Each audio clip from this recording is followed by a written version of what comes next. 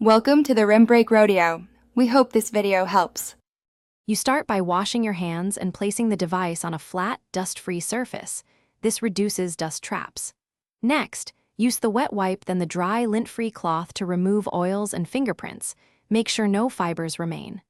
Once done, peel just the first few centimeters of the protector backing and hold the protector by the edges.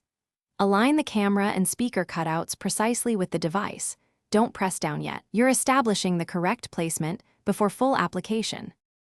You now lower the protector slowly from the aligned edge, letting it settle rather than slapping it on, because controlled contact prevents misalignment. When the protector touches glass, use the included squeegee or a credit card wrapped in cloth to push air toward the nearest edge.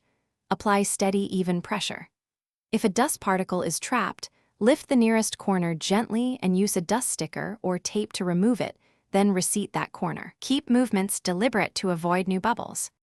You finish by pressing all edges firmly to bond the adhesive, moving from the center outward so the seal is complete.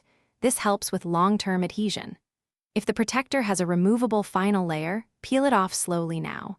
For oversized protectors, carefully trim excess with a sharp blade, only if necessary.